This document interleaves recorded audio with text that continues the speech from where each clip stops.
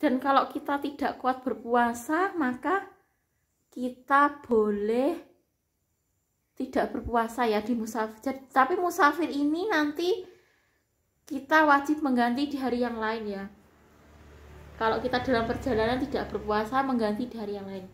Yang selanjutnya adalah kuat, yakni tidak memaksakan diri karena sangat berat dan payah dalam berpuasa. Misalnya pekerja keras itu ya, bisa saja kalau dia memang tidak kuat, bisa saja dia tidak berpuasa ya.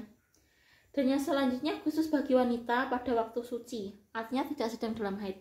Kalau sedang dalam haid atau nifas, tidak diwajibkan berpuasa, tapi mengganti di hari yang lain. Yang membatalkan puasa itu apa toh? Nah, yang membatalkan puasa itu apa? Nah, di sini ada beberapa macam ya. Yang pertama, bersetubuh antara suami istri dengan sengaja dan dilakukan pada saat puasa, dari mulai masuk waktu subuh hingga masuk waktu maghrib. Padahal mereka termasuk orang yang berkewajiban puasa. Dan yang kedua adalah makan dengan sengaja, baik makanan yang mengenyangkan ataupun tidak. Jadi kalau makan dengan sengaja itu bisa membatalkan puasa ya. Tapi kalau kita lupa, misalnya ya, kita itu terbiasa tidak puasa ya, lalu ada hari pertama puasa misalnya kita lupa makan. Nah, pada saat makan itu Allah tidak mencatat sebagai tidak berpuasa, tapi tetap dianggap puasa. Nah, setelah ingat baru tidak makan, itu tetap puasanya tetap sah loh ya. Jadi kalau lupa makan, padahal pada saat itu puasa, pada saat ingat itu langsung tidak makan, Allah tetap menganggap itu puasa. Tapi pada saat lupa itu tetap dianggap puasa, itu ya. Itu salah satu dari makan dengan sengaja dan makan tidak dengan sengaja ya. Nah, minum juga sama ya. Kalau sengaja itu juga membatalkan puasa, tapi kalau tidak sengaja atau lupa, itu diangkat penanya oleh Allah ya. Itu salah satu pengertian yang membatalkan puasa. Yang boleh tidak berpuasa dan wajib mengganti di hari-hari yang lain, orang yang sakit. Nah, orang yang sakit ini bisa sakit berat ataupun sakit ringan ya. Kalau dengan berpuasa itu memperlambat kesembuhannya, boleh tidak berpuasa ya. Tapi di sini kalau memang diharap bisa sembuh ya, nanti bisa mengganti di hari yang lain. Tapi kalau sudah tidak sembuh ya bisa diganti dengan fidyah tadi ya. Yang kedua adalah musafir. Nah, musafir ini wajib mengganti di hari yang lain. Kalau musafir itu jelas mengganti di hari yang lain. Kalau sakit itu ada dua macam ya. Kalau pada saat misalnya puasa sakit, tapi kalau sudah selesai puasa kok sehat, nah wajib mengganti di hari yang lain. Tapi kalau sekiranya sakitnya itu terus sampai terus ya, nggak diharapkan kesembuhannya, bisa diganti dengan fidyah. Kalau sakit ada dua macam ya. Tapi kalau musafir itu dalam perjalanan, misalnya kita gak kuat ya, mungkin di perjalanan haus atau lapar gitu ya, kita tidak berpuasa, kita wajib mengganti sebanyak hari yang ditinggalkan itu. Pada saat kita musafir itu berapa hari tidak puasa, nah bisa diganti. Nah itu ya. Ada di Quran surat Al-Baqarah ayat 184 tentang sakit dan tentang musafir ya. Dan di Quran surat Al-Baqarah ayat 185. Pembahasannya nanti ya. Nah, batas waktu mengganti itu apa yo? Selama kita hidup ya. Jadi selama kita hidup itu bisa mengganti puasa yang kita hutangi itu ya. Tapi sebaiknya kalau sudah mampu ya segera dilaksanakan gitu ya. Tapi batas waktu mengganti itu selama kita hidup. Allah masih memberi kesempatan kita untuk berpuasa mengganti hutang kita. Itu ya, batas waktu mengganti. Jadi Allah Subhanahu wa Ta'ala pun memberi keringanan kepada kita untuk mengganti puasa yang kita tinggalkan itu. Kenapa di sini saya membahas tentang puasa? Karena ini kan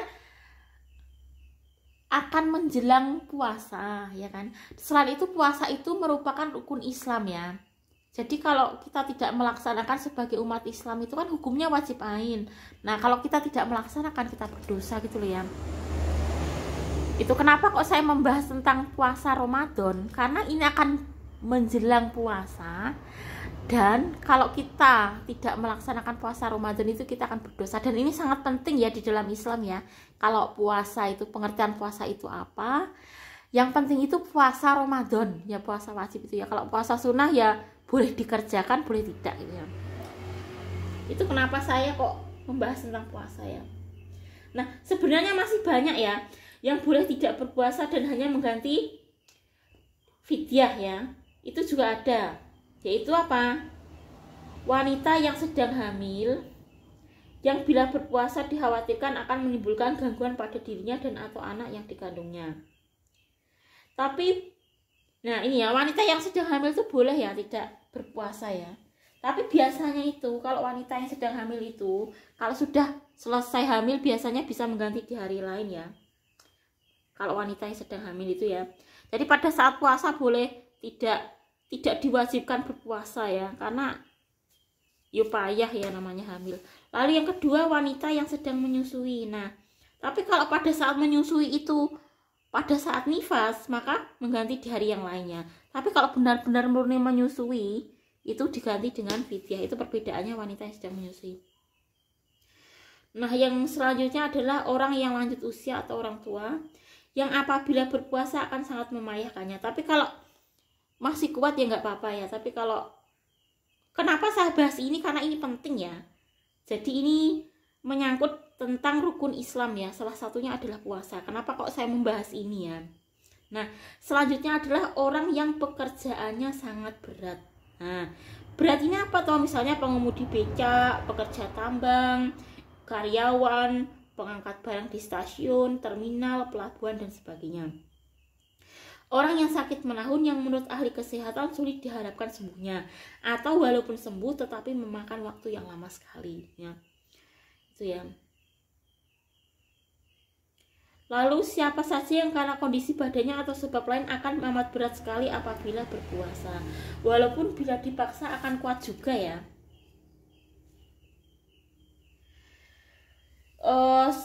Jadi itu adalah yang boleh tidak berpuasa dan wajib membayar fidyah ya. Yang misalnya yang mungkin kalau pekerja berat itu kan selalu bekerja gitu ya, kayak pekerja tambang itu kan ya, bisa mengganti fidyah ya kan, dia kan selalu bekerja walaupun sudah misalnya sudah selesai bulan Ramadan kan tetap bekerja. Nah itu bisa diganti dengan fidyah ya. Pengemudi beca itu ya, yang berat-berat itu ya. Lalu kalau menyusui itu, kalau benar-benar murni menyusui tidak ada nifasnya, itu bisa membayar fidyah. Tapi kalau pada saat menyusui itu nifas, itu bisa diganti di hari yang lain. Itu adalah kewajiban yang harus dilaksanakan. Yang wajib untuk tidak berpuasa dan wajib mengganti dengan puasa di hari lain itu sudah tahu ya, yaitu khusus bagi wanita yang sedang haid atau nifas. Itu jelas mengganti di hari yang lain ya. Nah ini dulu ya, nanti masih membahas tentang sahur itu juga apa. Jadi intinya tema di sini, puasa itu salah satu dari rukun Islam. Kenapa kok saya membahas tentang puasa? Karena puasa itu salah satu kewajiban yang harus dilaksanakan oleh umat Islam ya. Jadi kalau kita tidak melaksanakan puasa di bulan Ramadan, kita berdosa.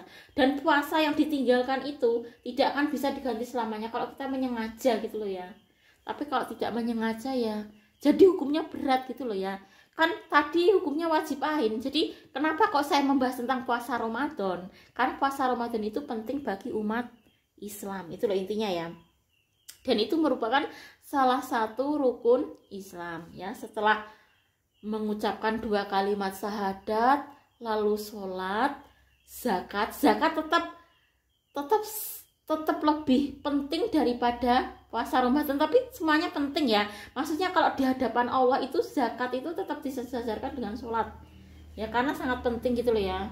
Mengapa kok saya membahas tentang zakat? Karena ya memang penting, bukan karena apa-apa loh ya, tapi memang penting gitu loh ya. Bahkan zakat itu pun disejajarkan oleh Allah dengan sholat gitu. Mengapa kok saya kemarin membahas tentang zakat ya, karena itu gitu loh ya. Bahkan disejajarkan dengan sholat, hampir sama dengan sholat loh ya, kedudukan sholat. Itu mengapa kok saya membahas berulang kali tentang zakat karena itu, karena memang sekedudukan dengan sholat gitu loh, berarti penting di dalam Islam gitu loh ya.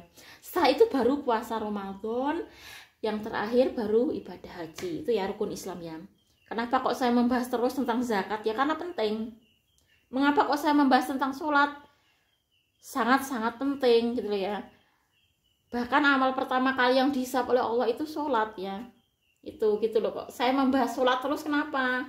Kok enggak yang lain ya? Karena sholat itu memang ibadah yang paling dinilai Allah di akhirat gitu loh ya. Kok saya membahas tentang zakat kenapa? Karena zakat itu hampir sama sekedudukan dengan sholat ya. Di dalam Islam kan gitu ya. Baru setelah itu puasa Ramadan gitu ya. Di dalam Islam pun seperti itu gitu ya. Jadi itu tadi intinya ya tentang puasa Ramadan. Nanti kita masih membahas lebih lanjut lagi ya, karena banyak sekali hal yang belum kita bahas tentang puasa, tentang sahur dan lain sebagainya. Cukup sekian dulu ya. Assalamualaikum warahmatullahi wabarakatuh.